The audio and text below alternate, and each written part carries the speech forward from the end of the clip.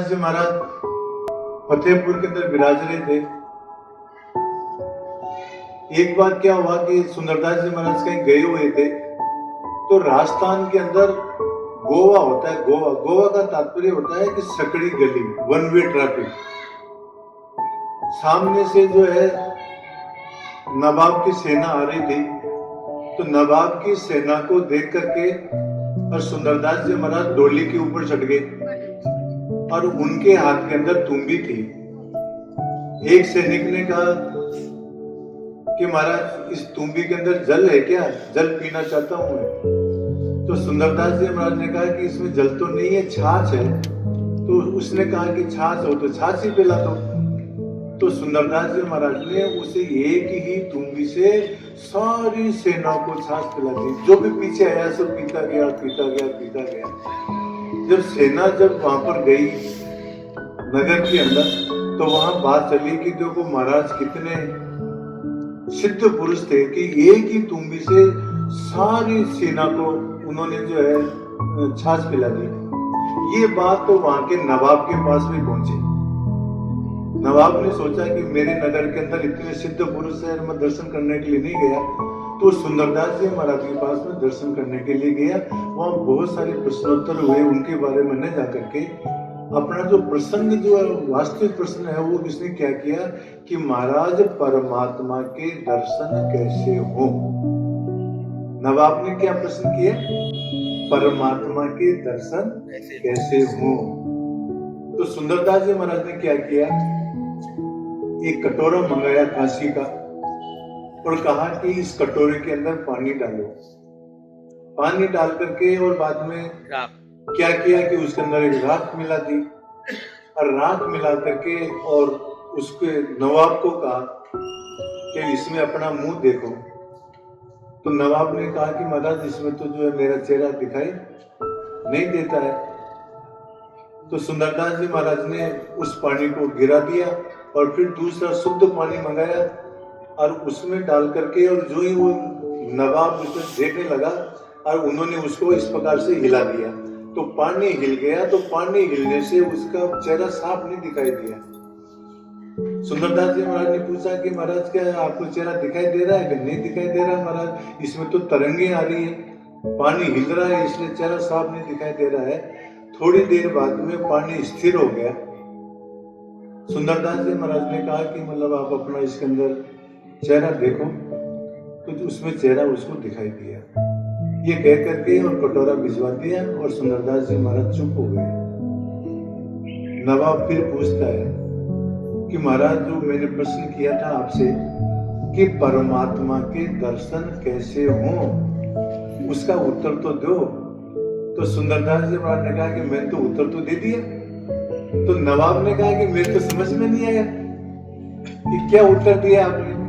तो बाद में उसको समझाते हैं सुंदरदास जी महाराज कि मैंने कटोरा मंगवाया, पानी डलवाया और उसके अंदर जो मैंने राख मिला दी, और राख मिलाने के कारण से पानी गंदा हो गया और गंदे पानी में तुम्हारा जो चेहरा दिखाई नहीं दिया।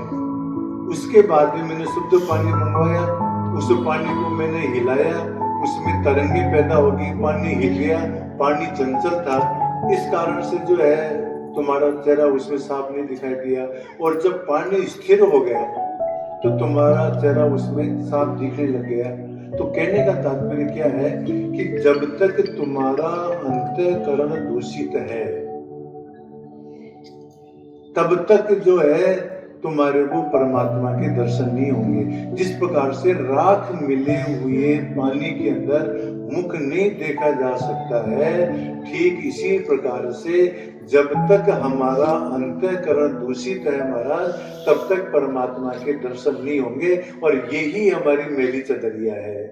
और ये मैली चदरिया कैसे हो जाती है, ये काम से, क्रोध से, लोभ से, मोह से, ईर्ष्या से, द्वेष से, इस कारण से हमारी मैली चदरिया हो जाती है महाराज। तो अब हमारे को करना क्या है, साधना के द्वारा हमारा जो अंतःकरण जो दूषित हो गया है उस अंतःकरण को साफ करना है। एक बात आपको और स्पष्ट बतावे, हम लोगों को इस प्रकार की भ्रांति है कि हम तीर्थ यात्रा करने से, उपवास करने से, व्रत करने से या जप करने से या और कोई कठिन साधना करने से परमात्मा के दर्शन हो जाएंगे, ये हमारे को महाराज क्या है, भ्रांति है। तीर्थ यात्राओं से परमात्मा की प्राप्ति नहीं होती है, व्रत करने से परमात्मा की प्राप्ति नहीं होती है, मंदिर जाने से परमात्मा की प्राप्ति नहीं होती। और हमारे को भ्रांति ये हो रही है कि इतना जाप कर लेंगे, इतने लाख जप कर लेंगे, इतना करोड़ जाप कर लेंगे तो हमारे को परमात्मा के दर्शन हो जाएंगे। महाराज वास्तविक बात यह है कि परमात्मा क्रिया साध्य नहीं है।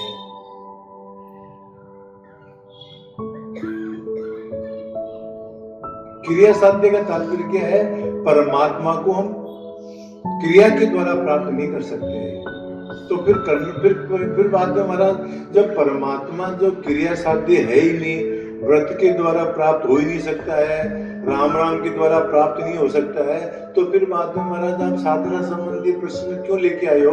तो इसका तात्पर्य यही है महाराज, साधना के द्वारा जो हमारा जो अंतःकरण जो दूषित है ना, वो साफ हो जाता है। जैसे मान लो दर्पण के ऊपर यदि मान लो मिट्टी लगी हुई है, दर्पण के ऊपर मान लो धूल जमी हुई है, और उस धूल को यदि हम साफ कर दें तो हम हमारा चेहरा साफ देख सकते हैं।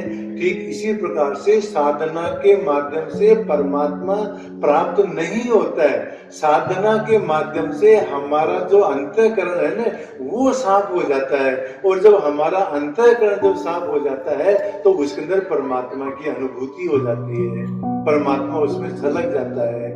इसको और ध्यान से एक दृष्टांत के माध्यम से समझो महाराज। एक राजा ने बहुत बढ़िया महल बनाया, और उस महल के अंदर उसने अपने राज्य के जो सबसे बढ़िया जो चित्रकार था उसको बुलाया, 2 चित्रकारों को बुलाया उसने, और कहा कि दीवार के ऊपर जो बढ़िया से बढ़िया चित्र बनाओ, और जिसका चित्र श्रेष्ठ होगा उसको इनाम दिया जाएगा।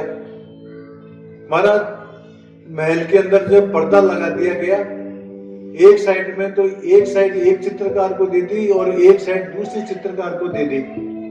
एक चित्रकार तो रोजाना जो है रंग लेके जाता, कुंची लेके जाता, ब्रश लेके जाता, पता नहीं क्या क्या करता, अपना बनाता वो उसमें बैठ करके, और एक जो चित्रकार था वो कोई भी सामान नहीं लेके जाता, अंदर बैठा बैठा पता नहीं क्या करता। 6 महीने पूरे हो गए महाराज, और वो पहले चित्रकार ने कहा कि साहब मेरा चित्र पूरा हो गया है। दूसरे से पूछा क्या तुम्हारा चित्र भी पूरा हो गया क्या? उसने कहा मेरा भी पूरा हो गया। अब महाराज जो है पहले जिस चित्रकारी बनाई, पहले जो पेंटिंग की थी चित्र दीवार के ऊपर, उसको उसकी तरफ देखा तो उसने कहा कि बहुत ही बढ़िया चित्र बनाया उसने। और दूसरे से कहा कि तुम्हारा चित्र भी देखना चाहते हैं, तो उसने कहा कि महाराज ये पर्दा हटा दो, पर्दे के उधर जाने की आवश्यकता नहीं है, आप तो पर्दा हटा दो। जो ही उन्होंने जब पर्दा हटाया तो उस चित्र की परछाई जो है उस दीवार के ऊपर पड़ी। उसने दूसरे चित्रकार ने चित्र नहीं बनाया, उसने तो उस दीवार को इतना रगड़ा, इतना साफ किया कि उस दीवार के अंदर उस चित्र की क्या होने लगी, परछाई आने लगी, और उसमें गहराई और दिखाई देने लगी परछाई के अंदर, उसमें तो दिखाई नहीं दी। तो ये दृष्टांत है, इसके माध्यम से ये बताना चाहता हूं मैं महाराज आपको कि वो उसने कुछ भी नहीं किया, उसने दीवार साफ की और दीवार के अंदर उसी चित्र की परछाई आई, इससे वो और भी ज्यादा अच्छा दिखाई देने लगा, उसमें गहराई भी दिखाई देने लगी। ठीक इसी प्रकार से महाराज साधना के द्वारा परमात्मा की प्राप्ति नहीं होती है, साधना के द्वारा हमारा अंतःकरण शुद्ध होता है, और अंतःकरण शुद्ध हो जाता है। तो जिस प्रकार से चित्र की परछाई उस दीवार पर पड़ी, इसी प्रकार से परमात्मा की परछाई हमारे अंतःकरण में पड़ जाती है और परमात्मा की हमारे को अनुभूति हो जाती है। तो महाराज यदि हमारे को आनंद चाहिए, हमारे को यदि शांति चाहिए, तो महाराज हमारे को क्या करना चाहिए? साधना करनी चाहिए। बिना साधना के परमात्मा की अनुभूति नहीं होगी, बिना साधना के हमारा अंतःकरण शुद्ध नहीं होगा। एक छोटा सा प्रसंग है गौतम बुद्ध का। गौतम बुद्ध से के पास में हजारों आदमी आते थे महाराज सत्संग करने के लिए। एक बार एक आदमी ने गौतम बुद्ध से पूछा कि महाराज आपके पास में हजारों आदमी आते हैं, किसी को परमात्मा की अनुभूति हुई या नहीं हुई, किसी को परमात्मा मिला या नहीं मिला? इतने सारे आदमी आते हैं, सत्संगी आते हैं। तो गौतम बुद्ध ने उससे उल्टा प्रश्न किया कि तुम ये बताओ कि तुम कहां से आए हो? उसने कहा कि महाराज मैं तो जो है पटना से आया। तो कहा कि पटना से जाने के लिए क्या करना पड़ेगा? कि महाराज पटना से जाने के लिए गाड़ी में बैठना पड़ेगा, पैदल चलना पड़ेगा, रेल में जाना पड़ेगा, हवाई जहाज से जाना पड़ेगा। तो जाना तो पड़ेगा क्या? हाँ जाना तो पड़ेगा। कि बिना प्रयत्न किए भी पटना जा सकते हैं क्या? कि महाराज ये कैसे संभव है? बिना प्रयत्न किए पटना नहीं जा सकते हैं। इसी प्रकार से गौतम बुद्ध ने कहा महाराज जिस प्रकार से बिना प्रयत्न किए पटना नहीं जा सकते हैं, ठीक इसी प्रकार से केवल सत्संग मात्र सुनने से, केवल जो है बातें करने से परमात्मा की प्राप्ति नहीं होती है। दादू जी महाराज कहते हैं बातें ही पहुंचे नहीं घर दूर पयाना, मार्ग पंथी उठ चले दादू सोई सयाना। खाली बातें बातें करने से क्या होगा कि दिल्ली कितनी दूर है, दिल्ली कैसा जावे, कौन सी गाड़ी कितनी बजे जाती है, कैसा क्या होता है महाराज। तो खाली इन बातें करने से जो है दिल्ली नहीं जा सकते। दिल्ली तो जब जा पाएंगे हम, तब कब कि जब हम जो है प्रयत्न करेंगे, उठ करके चल देंगे। तो इसलिए हमारा साधना की आवश्यकता है। तो साधना किसे कहते हैं, साधना की आवश्यकता क्या है और साधना का फल क्या है? साधना का फल है हमारे अंतःकरण की शुद्धि। तो ये बात हुई साधना संबंधी। अब प्रश्न उठता है हमारा कि क्या साधना की जाए? तो हम लोग सत्संगी हैं, हमारे में एक दोष है महाराज सबके अंदर, और वो दोष क्या है? बुरा मत मानना कि हम परमात्मा को नहीं चाहते हैं। परमात्मा को हम साधना के रूप में, साधन के रूप में उपयोग करना चाहते हैं। हम जितने भी आदमी बैठे हैं, हम सब परमात्मा से क्या करते हैं? परमात्मा तू तो हमारा ये काम कर दे, हमारे जो बच्चे की नौकरी लगा दे, उसकी जो है मतलब बीमारी मिटा दे, घर में कल है जो वो मिटा दे, पैसा दिला दे, जमीन जायदाद दिला दे। परमात्मा को नहीं चाहते महाराज। हमारी सबसे बड़ी गलती ये होती है। देखो एक इसको भी उदाहरण के द्वारा समझो। एक कोई राजा परमात्मा का भक्त था महाराज, परमात्मा से साक्षात्कार दर्शन होते थे उसको। तो एक बार वो राजा क्या कहता है परमात्मा से कि महाराज मेरी प्रजा को भी दर्शन दो। तो भगवान ने क्या कहा कि अच्छा भाई लिया ना, इस पहाड़ी के ऊपर लिया ना, मैं दर्शन दे दूंगा, सबको दे दूंगा, मेरी क्या दिक्कत है। देखो ध्यान से सुनना, राजा ने अपने प्रजा के अंदर घोषणा करवा दी कि भाई जो कल परमात्मा सबको दर्शन देंगे, तो सबके सब जो दर्शन करने के लिए चलना। सारे के सारे तैयार हो गए महाराज परमात्मा के दर्शन करने के लिए। अब रास्ते में जब चले ने तो क्या हुआ, पुराने जमाने की बात है कि एक जो है तांबे की सिक्कों का ढेर, डूंगर सा एक तरह से मान लो मिला रास्ते के अंदर। तो बहुत सारे आदमी ने क्या किया कि वो जो तांबे के जो पैसे थे ना मतलब उन्हीं को इकट्ठा करने में लग गए। राजा ने कहा कि अरे तुम क्या चक्कर में फंस गए। तो उन्होंने क्या सोचा कि परमात्मा के दर्शन तो बाद में हो जाएंगे होगा, ये अपने तो पैसे इकट्ठे कर लो पहले। तो कुछ आदमी ने क्या किया, पैसे इकट्ठे करके और वापस नगर में आ गए। थोड़े बहुत बचे, आगे गए, थोड़े आगे गए तो आगे जाकर के और चांदी की सिक्कों का ढेर मिला। तो थोड़े बहुत जो आदमी बचे ना मतलब, तो वो जाकर के उन्होंने चांदी के सिक्के इकट्ठे करने लग गए।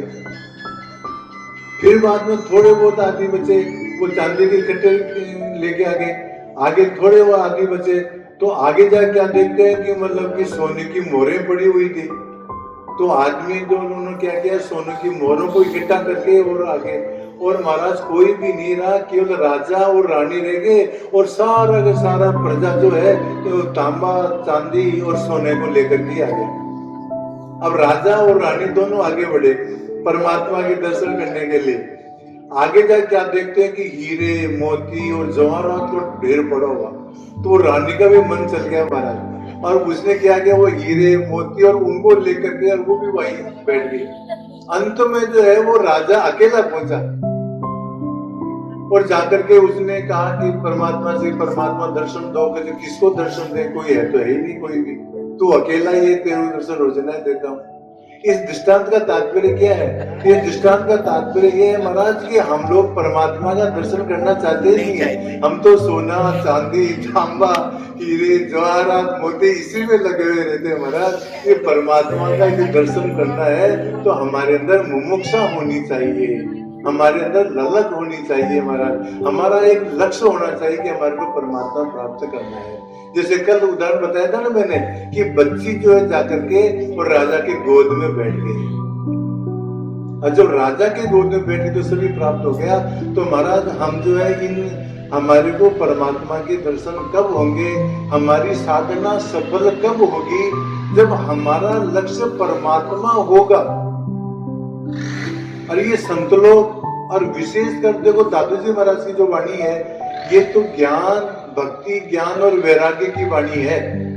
इसके अंदर तो जो है महाराज खाली ज्ञान की और वैराग्य और यही बातें, पारमार्थिक बातें इसके अंदर मिलेगी, और ये और जो है आपकी सांसारिक बातें नहीं मिलेगी महाराज। तो चलो वस्तु साधना क्यों करनी है? परमात्मा की प्राप्ति के लिए साधना करनी है। परमात्मा की प्राप्ति कैसे होगी? जब हम परमात्मा को ही चाहेंगे। चलो वस्तु अब क्या साधना बताई दादू जी महाराज ने, इस पर चर्चा करते हैं। दादू जी महाराज सीकरी गए थे बादशाह अकबर के यहाँ पर, बहुत दिन वहां पर 40 दिन का सत्संग हुआ। 40 दिन के सत्संग के बाद में एक दिन बादशाह अकबर दादू जी महाराज से पूछता है, महाराज बहुत सत्संग हो चुका है, आप तो मेरे को ये बताओ महाराज कि आपका सार मत क्या है, आपका सिद्धांत क्या है? तो दादू जी महाराज कहते हैं, आपा मेटे हरि वजे तन मन तजे विकार, निर्वैरी सब जीव सो दादू यौ मत सार। दादू जी महाराज कहते हैं कि मेरा तो मत ये है, और यही महाराज क्या है? साधना है। 4 साधना बताई दादू जी महाराज ने इसके अंदर। परमात्मा को प्राप्त हम करना चाहते हैं तो एक तो आपा मेटो, एक हरि भजो, और एक तन और मन के विकारों को छोड़ो, और एक निर्वैरता रखो। ये 4 साधन करोगे तो हमारे को परमात्मा की अनुभूति हो जाएगी। अगले 4-5 दिनों के अंदर हम इन्हीं 4 सिद्धांतों के ऊपर चर्चा करेंगे। आज पहले दिन जो हम आपा के ऊपर विचार करते हैं। आपा किसे कहते हैं महाराज? आपा का मतलब होता है अहंकार, आपा का मतलब होता है घमंड, आपा का मतलब होता है अभिमान, आपा का मतलब होता है गर्व। तो दादू जी महाराज कहते हैं कि जो है आपा को मेटो। ये जो हमारी जो मैली जो चदरिया जो मैली जो हो जाती है, वो क्यों हो जाती है? ये अहंकार के कारण से मैली हो जाती है। दादू जी महाराज अपनी वाणी में कहते हैं महाराज गर्व के बारे में कि गर्व न कीजिए रे, गर्वे होय विनाश, गर्वे गोविंद नाम मिले, गर्वे नरक निवास, गर्वे रसातल जाइए, गर्वे गोरे अंधार, गर्वे भोजल डूबिए, गर्वे वारन पार, गर्वे पारन पाइए, गर्वे जमपुर जाए, गर्वे को छूटे नहीं, गर्वे बंधे आए, गर्वे भाव न उपजे, गर्वे भक्ति न होय, गर्वे बिन क्यों पाइए, गर्व करे जन कोय, गर्वे बहुत विनाश है, गर्वे बहुत विकार, दादू गर्व न कीजिए, सन्मुख सिरजनहार। देखो क्या कहते हैं दादू जी महाराज, गर्व न कीजिए रे, गर्वे होय विनाश। अहंकार मत करो महाराज। अहंकार से क्या होगा? विनाश होगा। गर्वे गोविंद ना मिले। यदि घमंड करोगे, अभिमान करोगे तो परमात्मा की प्राप्ति नहीं होगी। गर्वे नरक निवास। गर्व करोगे तो नरक के अंदर जाना पड़ेगा। गर्वे रसातल जाइए, गर्वे घोर अंधार, गर्वे भोजन डूबिए। गर्व करोगे तो संसार सागर में डूब जाओगे। गर्वे वार न पार, गर्वे पार न पाइए। इस संसार सागर से पार नहीं पा पाओगे गर्व करोगे तो। गर्वे वार न, गर्वे जमपुर जाइए। गर्व करोगे तो यमपुर को जाना पड़ेगा। गर्वे को छूटे नहीं। गर्व करोगे तो छूटोगे नहीं महाराज, संसार के बंधनों में बंध जाओगे। गर्वे बंधे आए, गर्व से तो उल्टा बंधन होगा। गर्वे भाव न उपजे। यदि तुम्हारे अंदर गर्व है तो परमात्मा के प्रति भाव पैदा नहीं होगा। गर्वे भक्ति न होए। यदि गर्व है तो भक्ति नहीं होगी। गर्वे पीव क्यों पाइए। जिसको गर्व है उसको परमात्मा की प्राप्ति नहीं हो पाएगी। गर्वे गर्व करे जन कोई। दादू जी महाराज कहते हैं कोई भी गर्व न करे। गर्वे बहुत विनाश है। गर्व से बहुत विनाश होगा महाराज। गर्वे बहुत विकार, और गर्व से विकार भी पैदा होते हैं। दादू गर्व न कीजिए। दादू जी महाराज कहते हैं गर्व मत करो, सन्मुख सिरजनहार। परमात्मा के सन्मुख रहो और गर्व मत करो महाराज। अब संत लोग ये बताते हैं कि गर्व भी जो है 8 प्रकार का बताते हैं। जाति लाभ गुरु, जाति लाभ कुल रूप तप, बल विद्या अधिकार, इनका गर्व न कीजिए, ये मद अष्ट प्रकार। 8 प्रकार का गर्व होता है। किसी को जाति का मत होता है कि मैं जो है ब्राह्मण जाति का हूँ, मैं क्षत्रिय जाति का हूँ, मैं वैश्य जाति का हूँ। हमारा जाति का अभिमान हो जाता है।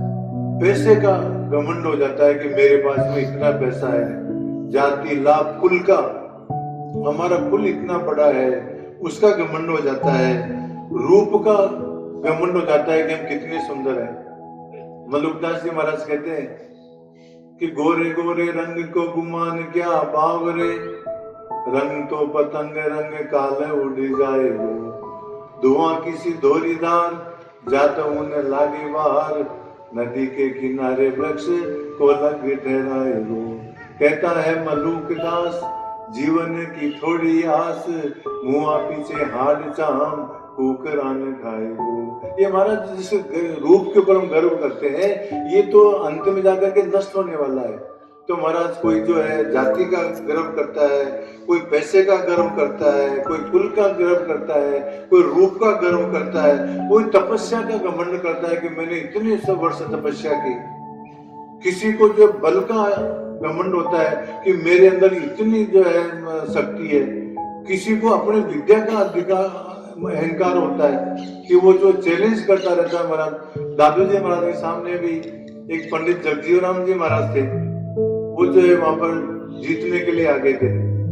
तो किसी को विद्या का अधिकार होता है, किसी को जो है अपने पद का अधिकार होता है महाराज। कोई जैसे एसपी होता है, कलेक्टर होता है, आईएएस अफसर होता है, तो उनके अपने अधिकार का जो है घमंड होता है। तो संत लोग कहते हैं कि गर्व न कीजिए। ये 8 प्रकार का गर्व है। तो यदि हम हमारी मोक्ष चाहते हैं, यदि हम हमारा हित चाहते हैं, यदि परमात्मा से यदि हम प्राप्ति चाहते हैं, तो महाराज हमारे को ये घमंड नहीं करना चाहिए। दादू जी महाराज के एक शिष्य हुए गणधीरदास जी महाराज। गणधीरदास जी महाराज क्या कहते हैं? औरों को छोटा गिने आपन मोटा मान, यही है विद्या जीव की गढ़सी सरेन काम। औरों को तो छोटा गिने और अपनों को बड़ा माने महाराज, ये क्या है? अविद्या है। यही अहंकार है कि मैं बड़ा हूं और सब छोटे हैं। इस प्रकार के घमंड नहीं करना चाहिए। संत प्रमाणी कहत है भाषत वेद पुराण, तिरने को है दीनता डूबन को अभिमान। प्रमाणी संत लोग कहते हैं, वेद और पुराण भी कहते हैं कि संसार सागर से यदि जो है पार पाना चाहते हो तो महाराज दीनता धारण करो, गरीबी धारण करो। दादू जी महाराज खुद कहते हैं, दादू दीन गरीब वह पाया पद निर्वाण। हमने दीनता धारण करके, गरीबी धारण करके निर्वाण पद प्राप्त किया है। दीनता का, गरीबी का तात्पर्य ये नहीं कि हमारे पास पैसा न हो, पैसे से तात्पर्य नहीं है। दीनता का मतलब होता है नम्रता, गरीबी का मतलब होता है गर्व नहीं होना, घमंड नहीं होना। तो जिसके पास में घमंड नहीं है, जो दीन है, जो नम्र है महाराज, वही परमात्मा को प्राप्त कर सकता है। तिरने को है दीनता, डूबन को अभिमान। और यदि डूबना चाहते हो, संसार सागर के अंदर ही रचे पचे रहना चाहते हो, तो महाराज गर्व से डूबेंगे। सुंदरदास जी महाराज, जिनकी मैंने अभी चर्चा की थी, वो चेतावनी देते हुए कहते हैं, बार बार कहियो तो ये सावधान क्यों न होए, ममता की पोट सिर का एक उदर तू है। मेरो धन मेरो धाम, मेरो सुत मेरी बाम, मेरे पशु मेरे ग्राम, भूलो यो फिरा तू है। तू तो भयो बावरो बिकाए गई बुद्धि तोरी, ऐसो अंधकूप गिरिए तामे तू पर तू है। सुंदर कहत तो ने कहूँ ने आवे लाज, काज के विकार के अकाज क्यों कर तू है। सुंदरता जो है, बार बार ये अहंकार काय का होता है, मैं और मेरा, मैं मोटा हूं, मेरे पास में इतनी संपत्ति है, मेरे पास में इतना परिवार। दो सुंदरता जी क्या कहते हैं, बार बार कहियो तो ये सावधान क्यों न होए, ममता की पोट सिर काहे क्यों धर तू है। ये ममता की पोट अपने सिर के ऊपर क्यों धरता है। मेरो धन, ये है ममता, मेरे पास में धन है। मेरो धाम, मेरे पास में कोठी है। मेरो धन मेरो धाम, मेरो सुत मेरी बाम, मेरे लड़के हैं, मेरी स्त्री है, मेरे पशु मेरे ग्राम, मेरे पास में पशु है, मेरे पास में गाड़ी है, मेरे पशु मेरे ग्राम, भूलो यो फिर तू है। तू तो भयो बावरो बिकाए गई बुद्धि तोरी, ऐसो अंधकूप गिरिए तामे तू पर तू है। सुंदर कहत तो नेको उन आवे लाज, काज के विकार के अकाज क्यों करत है। और सुंदरदास जी महाराज कहते हैं, मेरो दे मेरो गे मेरो परिवार सब, मेरो धन माल में तो बहु विधि बारू हूँ। मेरे सब सेवक हुक्म को मेटे ना आए, मेरी युवती को मैं तो अधिक प्यारो हूँ। मेरो वंश ऊंचो मेरे बाप दादा ऐसे भये, करत बढ़ाई मैं तो जगत उजियारो हूँ। सुंदर कहत मेरो मेरो कर जाने सट, ऐसे नहीं जाने मैं तो काल ही को चारो हूँ। देखो फिर ये अभिमान काय का होता है, मेरो दे, मेरा शरीर ऐसा है, मेरा लंबा चौड़ा।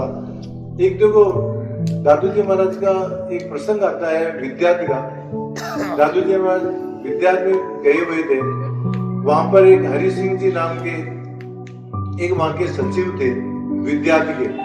वो कहीं जा रहे थे तो अपने शरीर को सिर्फ देख देख करके जा रहे थे। दादू जी महाराज ने देखा कि तो कितना रिष्ट पुष्ट है और अपने शरीर को देख देख के जा रहा है, इनको शरीर का घमंड है। तो दादू जी महाराज क्या कहते हैं, नेटी रे माटी में मिलना, मोड़ मोड़ देख काहे को चचा। अरे अंत में जाकर के तुम्हारे को तो माटी में मिलना है, इस शरीर का काहे का घमंड करते हो महाराज। तो अपने शरीर का घमंड होता है, अपने घर का घमंड होता है। मेरो दे मेरो गे मेरो परिवार सब, अपने परिवार का घमंड होता है। महाराज हमारे तो इतने परिवार में आदमी है कि मतलब सैकड़ों आदमी महाराज माते नहीं करके। मेरो धन मान में तो बहुत विधि मारो, मेरे पास बहुत प्रॉपर्टी है महाराज। मेरो सब सेवक है हुक्म को मिटे ना, हमारे बहुत नौकर चाकर है महाराज। मेरी युवती को मैं तो अधिक प्यार हूँ, हमारी स्त्री तो हमारी बहुत सेवा करती है, बहुत हमारी प्रिय है। मेरो वंश ऊंचो, हमारा वंश बहुत ऊंचा है महाराज। मेरे बाप दादा ऐसे हुए, और महाराज हमारे बाप दादा तो ऐसे विद्वान हुए थे, ऐसे ठाकुर थे, ऐसे राजा थे, ऐसे राजकाज में उनका बहुत कुछ चलता था। करत बढ़ाई मत जगत उजियारो। इस प्रकार से हम लोग जो है अभिमान के अंदर गर्व में आकर के इस प्रकार घमंड लिए फिरते हैं महाराज। सुंदरदास जी महाराज कहते हैं मेरो मेरो कर जाने सट, ऐसे नहीं जाने मैं तो काल ही को चारो। तुम ये नहीं समझता है कि तू तो काल का ही चारा है। तो इस तरह से जो है महाराज हम जो है अभिमान के चक्कर में आकर के और अपना नाश कर लेते हैं। तो दादू जी महाराज अपनी साखी में कहते हैं कि आपा मेटे, आपा को मेटो महाराज। और उदाहरण देते हुए कहते हैं कि अहंकार से क्या होता है। तो देखो अहंकार में तीन गए, धन वैभव और वंश।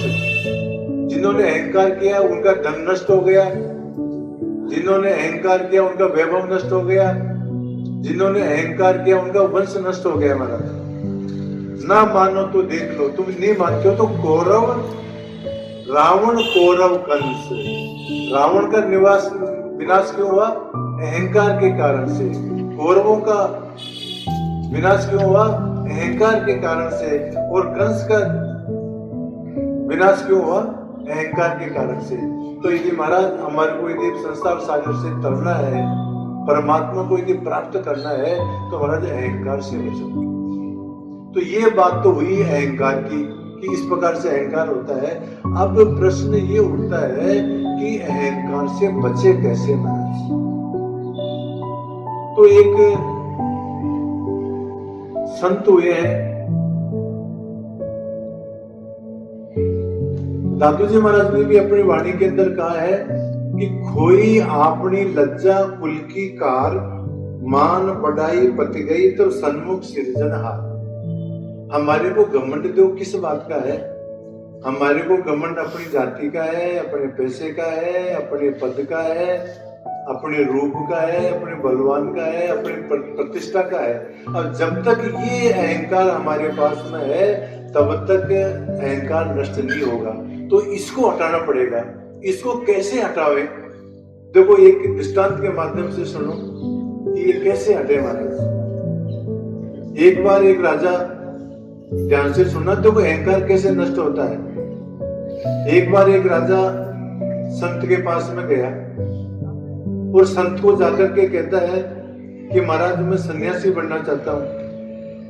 राजा तो राजा ने क्या, वो संत ने क्या कहा कि तुम शर्त मानोगे? जो मैं शर्त रखता हूं उसको मानोगे क्या? उसने कहा कि जो मैं सन्यासी होने के लिए आया ही हूं, तो मैं जो आप जो भी कहोगे वो मैं शर्त मानूंगा। तो संत ने क्या कहा कि ऐसा करो कि अपने सारे कपड़े खोल दो और नंगे हो जाओ, और मेरी जो ये जो जूतियां पड़ी है ना, इनको अपने हाथ में ले लो और इनको हाथ में लेकर के अपने माथे के ऊपर लगाते हुए अपनी से राजधानी के अंदर घूमो। वहां और भी शिष्य बैठे हुए थे महाराज। उन्होंने कहा कि महाराज आपने क्या अन्याय कर रहे हो राजा के साथ में? आपको पता है कि यहाँ का राजा है, इसकी ये यहाँ की सब प्रजा है, और जब ये यहाँ पर ये नंगा होकर के घूमेगा इस राजधानी के अंदर तो सारे